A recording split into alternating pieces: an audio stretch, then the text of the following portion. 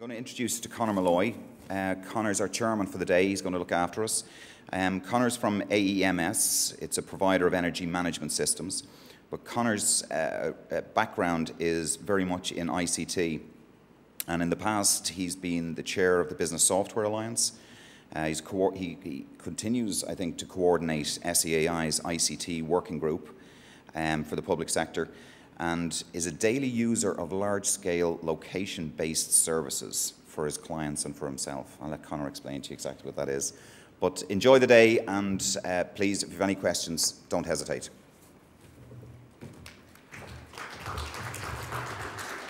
So, good morning, folks. I suppose the first quick tip is just if you could turn your phones to silent, but you don't have to turn them off, because we would like you to interact with the chat forum.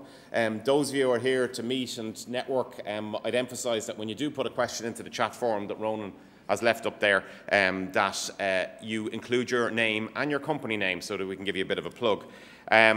So really delighted to be hosting and chairing this event today. I was intrigued at 6:40 a.m. this morning. News Talk had a major topic around the whole area of cybersecurity and cybercrime.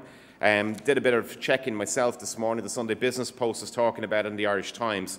And one of the key messages that I took from that was that the number of incidents are rising rapidly, but the cost of those incidents is rising exponentially. So the whole area seems to be quite a hot topic, and our speakers are going to talk you through their experiences this morning. I was interested chatting to some of the delegates today that the questions that they were asking and the questions they've come here to answer have all revolved around how companies have implemented 27001, how to do it effectively within the businesses. So I'm going to introduce you now to Chris Keogh from AIR, and as we were just saying there a second ago, AIR and Eircom, formerly. We'll all have to get used to that one. Chris is head of service management and manages a team of 14 service managers.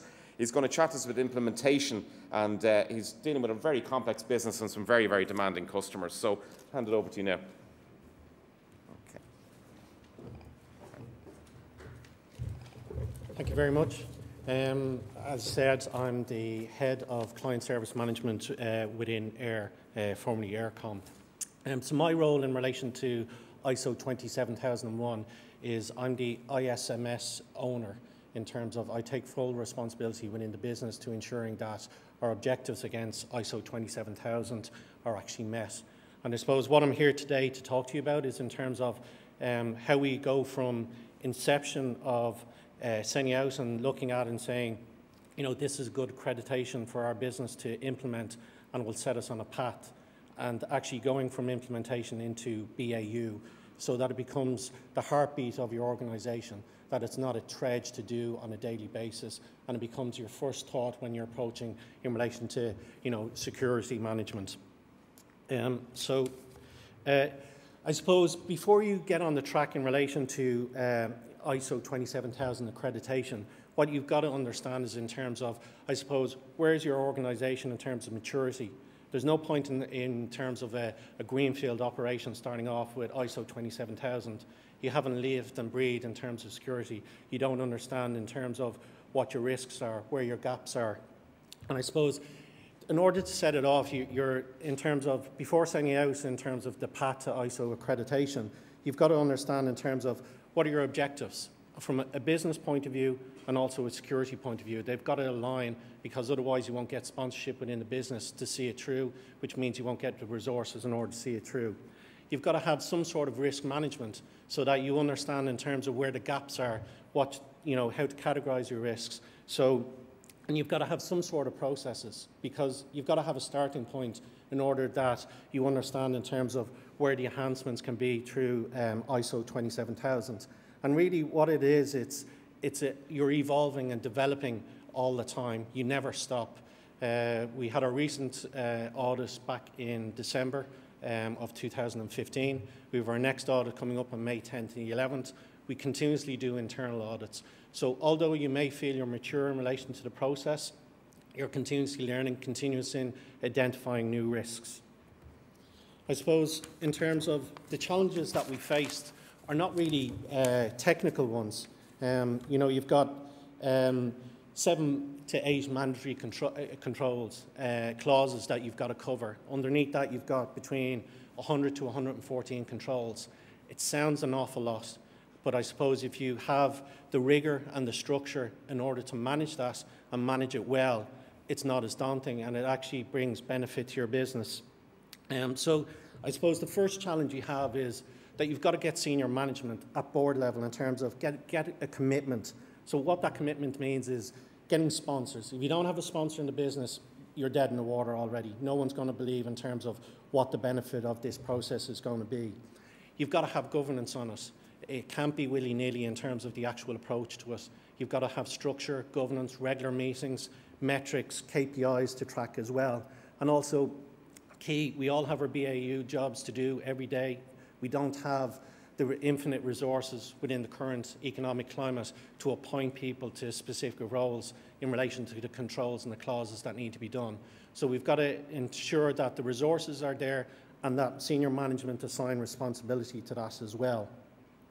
And you've got to get that balance, and I suppose the rigour and the structure brings that balance in terms of my day job is representing our customers back into the business across product, pre-sales, sales, and our core networks division, and making sure that we develop continuous service improvement both within our data centres and within the rest of the business as well. But at the same time, I've got to make sure that we're adhering to the objectives that we've set out in terms of achieving the ISO accreditation.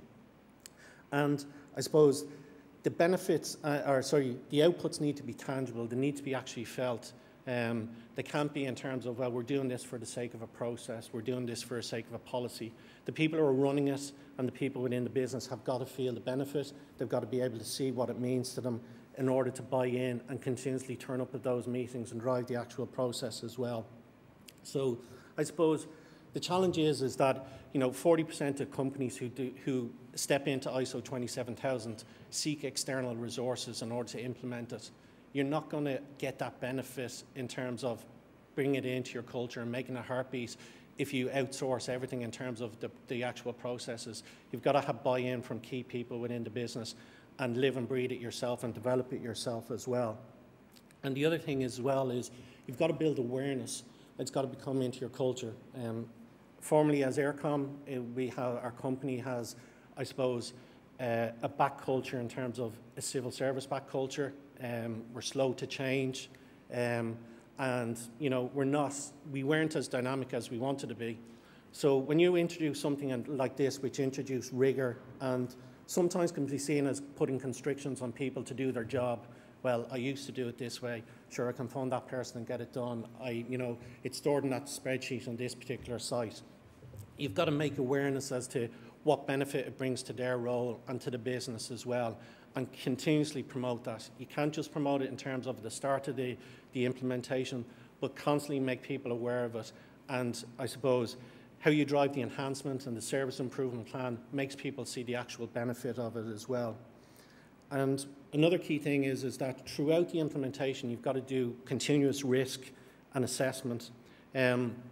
We welcome the internal audits. We welcome OFIs. We welcome the auditor coming up on site. It makes us better. We don't run away from it. You shouldn't be scared of it. It makes you a better organisation. It points out how you can develop it. It gives you insight into how other organisations are doing things as well. So, and also as well, you've got to carry out regular risk assessment. Understand in terms of why is a risk at that priority? Why is it open that long? Why is it categorised as that? What are we doing about it? Is it managed? Is it being controlled? And the senior management have to have visibility of that. So we continuously do risk assessment on a fortnightly basis in terms of, I suppose it's continuously done, but we report up to senior management on a fortnightly basis. We review it at our steering and we review it at our annual SMIS meetings as well.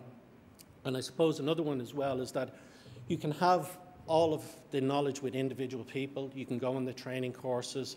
You can have all the documentation that you want. But really what you need is something like a SharePoint site, a central repository in terms of for your information that drives your policy documents, your templates, that you have your risk methodology assigned in that. So at any time that someone's trying to identify a risk within the business, whether it be technical, financial, or or human resources, that you understand in terms of the classification so that it's acknowledged within the business as soon as possible. You've got to have a risk treatment plan. So when we identify risk, how is it treated, how is it identified, who needs to know about it?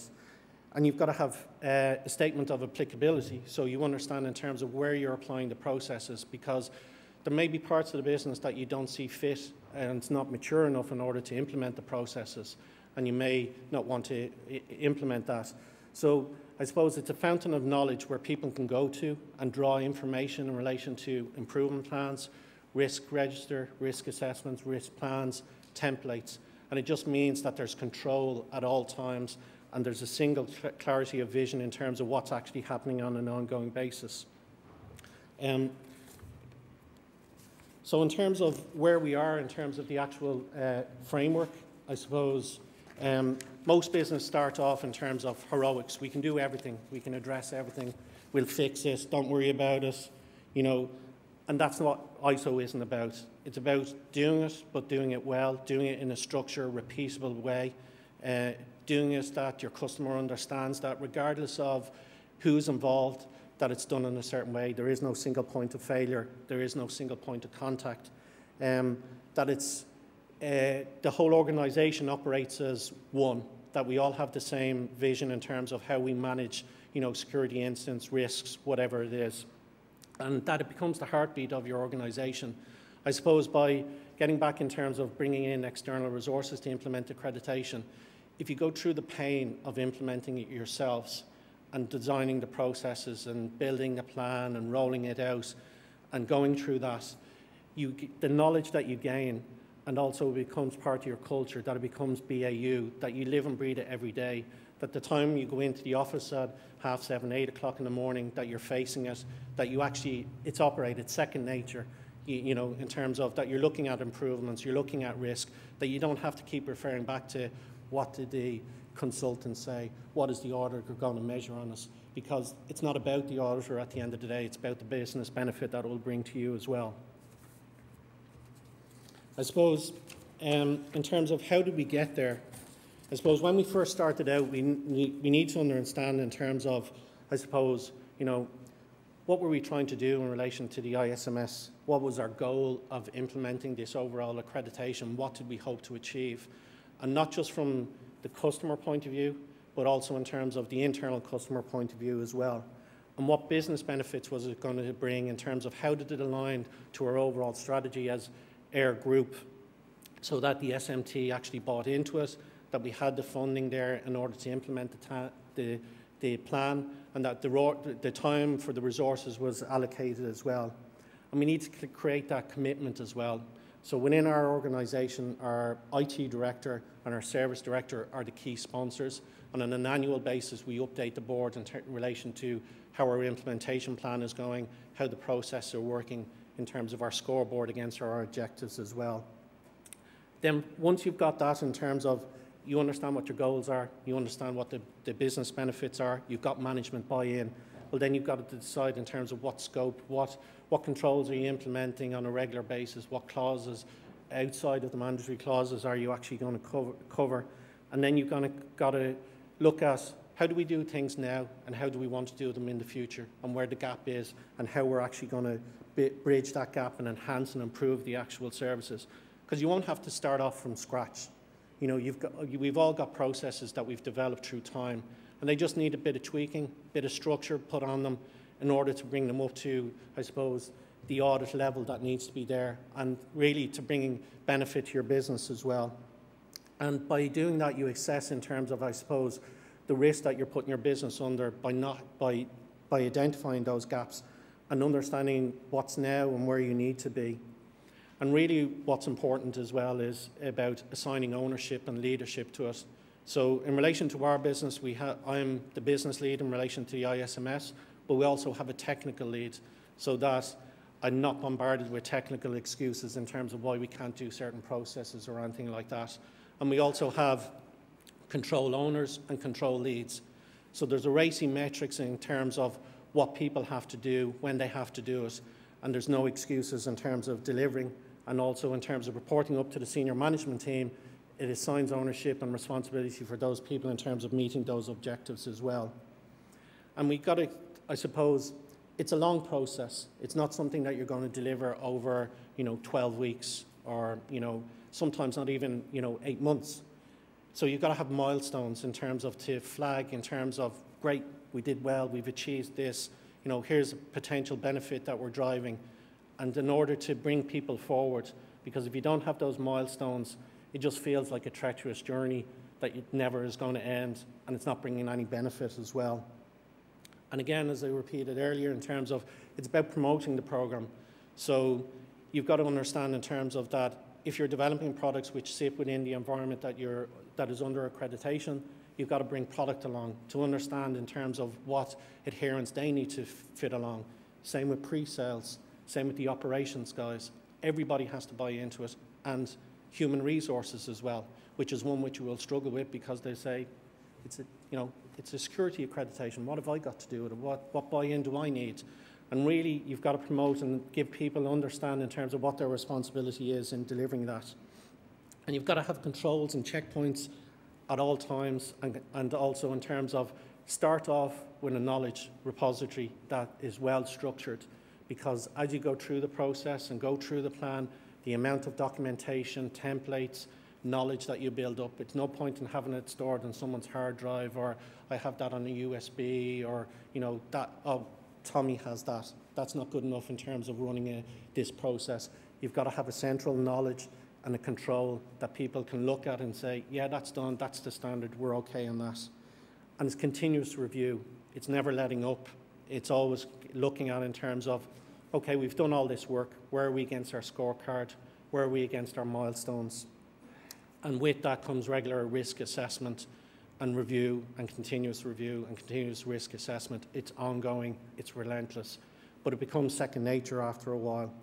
And I suppose, I reiterate myself again, but the internal audit, welcome us, open your wounds, let people see, the internal auditor see what the gaps are, what the risks are, because it's only by identifying those and setting out a plan to remediate those that you're actually going to meet the accreditation.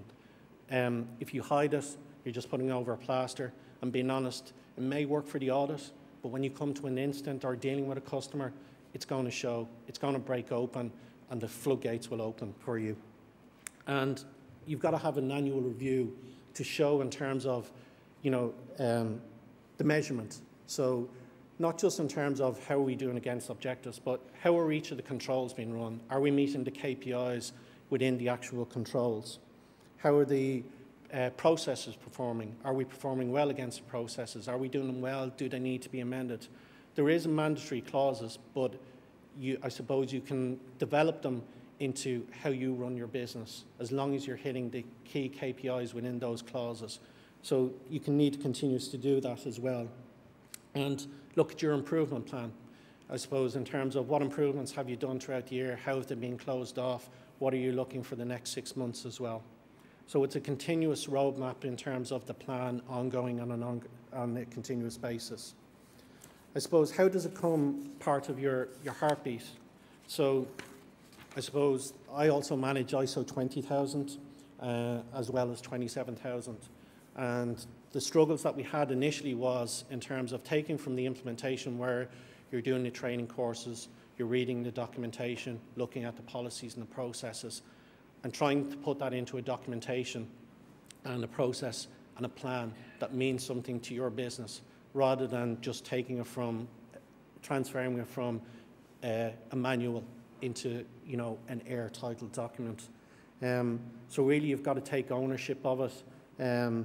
You've got to continuously drive performance on an ongoing basis. So I would suggest that you have one business owner and one technical owner in relation to the ISMS process, because the business owner will understand it from the customer point of view, and I suppose the financial point of view as well, and the human resource point of view, which are key. But your technical guy will look at it in terms of how it's being implemented, how it's being run from an operational point of view, and the two marry together to give you the best practice. Have metrics in place right from the start. Understand what you're trying to achieve, and and continuously monitor those. Don't just monitor them for the implementation, make them part of people's KPIs and performance so that they live and breathe it, they understand that it's part of their responsibility on an ongoing basis. And use risk to minimise complacency. After a while, you've done the courses, you've developed the processes, you've gone halfway through your plan, you believe you're good at it. We're great. We've done ISO 27000. We've got through the first audit. We're doing well. And things die down. People relax after the audit. That's not the way. Continuous risk will point out in terms of where there's complacency in your organisation against meeting the controls and the clauses. I suppose evaluate the effectiveness of your ISMS by developing plans. We recently did an internal audit about 2 weeks ago in preparation for the audit upcoming, and we identified OFIs. And I suppose those opportunities for improvement, they're not mandatory, they don't need to carry them out, but they make you a better organisation by looking at them and seeing, is this something that we can do? Is this something that will enhance our service as well? So, look at those opportunities for improvement, record them, and drive them to close. And again, I suppose, the awareness after a while, I suppose it took us 3 years in order to get the awareness of why we're doing ISO accreditation, what it brings benefit to the business. And people are now starting to, I suppose, believe in it, and they talk in it, and they operate under the controls and the clauses that we have, so that no longer do they use in terms of the old ways that we used to work in, which did us well in those times. But our customers are looking for this compliance. We're looking for the structure, and it brings a repeatable process that we can, do and sell again and again and again. And the audits, look at the audits in terms of as a welcome opportunity. Don't be scared of them. The auditor is your friend. He's not there to drag you down and kick you out the door and say you're not fit for purpose.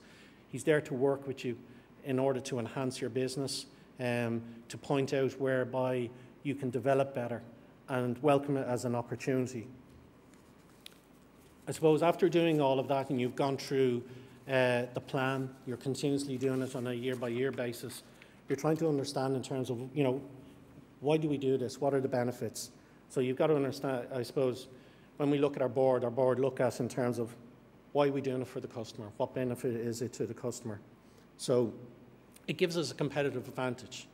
We've got processes which are repeatable. We've got structure which, brings confidence to the customer that we know what we're actually doing. And I suppose it helps you in terms of your customer satisfaction score. It contributes greatly when someone sees that you're accredited, you've reached that mark in terms of ISO. They understand that, you're not just a fly-by-night operation, that you've got structure, you've got process in place, that you're on continuous drive to improve the service, which is a benefit to them. So it helps your customer satisfaction. And it means that we're more compliant in relation to tenders now. So more and more tenders are calling out in terms of ISO accreditation as a first-line compliance before you even get in the door in terms of tenders for business. And if you're bringing in, I suppose, if you're doing other business with third parties on contracts, it's a call for accreditation as well. So it means that, come tender process, we're not making up a story or pulling out various pieces of information. We've got the stamp of approval, it's there, it says that we work to this rigor. And about the brand, I suppose when you see ISO accreditation, the Aircom brand is an old brand. I suppose it had a certain associations with it.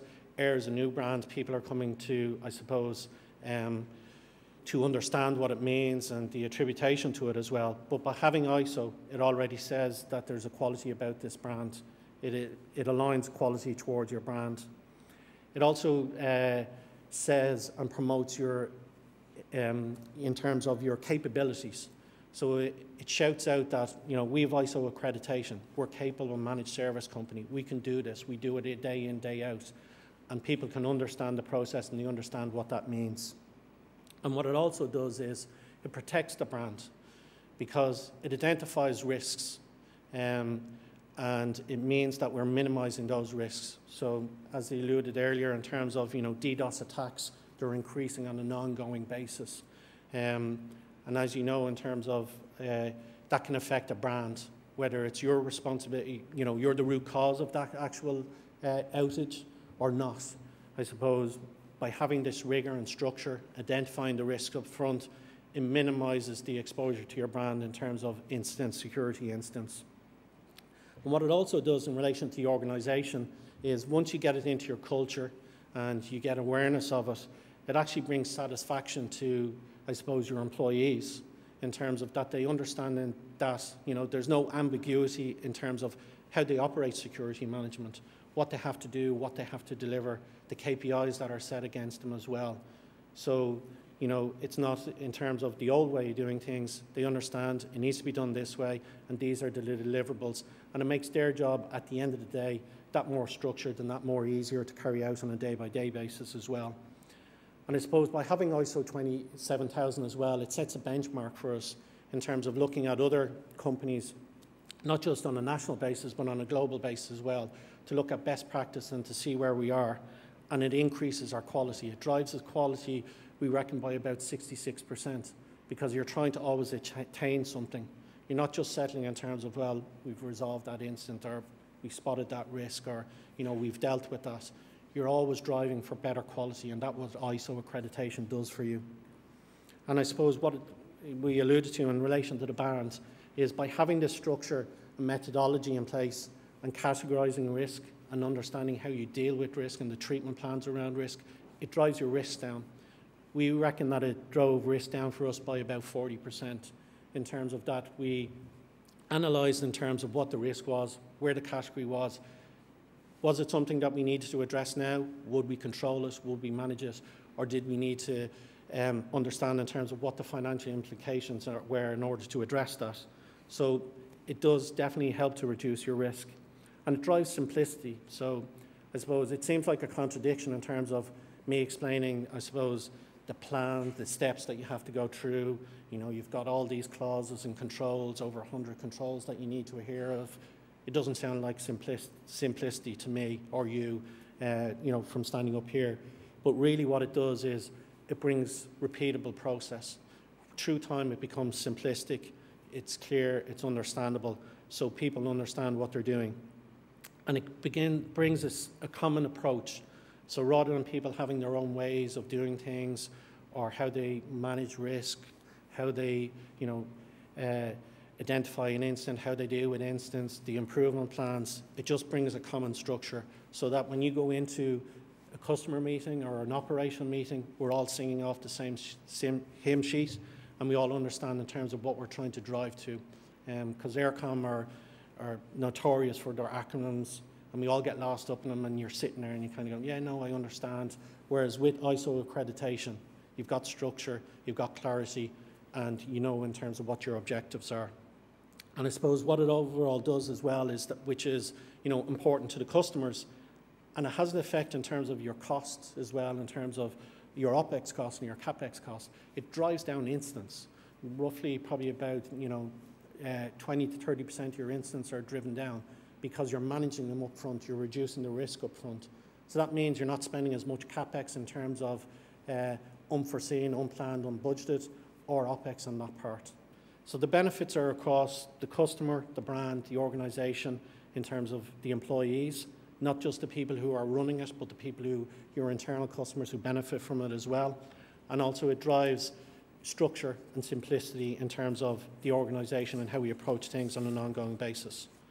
So I suppose what I wanted to do is give you a flavour in terms of, it's daunting when you first start out and you look through the manuals, you look through all the controls, you look through the clauses, and you go, how are we going to deliver this? Sure, we're fine as we are, we have processes. It doesn't mean in terms of taking those processes or controls and dumping them in the bin and starting again. It's just about enhancement, it's about rigour, it's about structure, and it's about measuring all the time. And by doing that, it becomes part of your BAU, and you move from implementation, inception, to working on it day by day. That's it. Thank you very much indeed. Thank you very much for your time.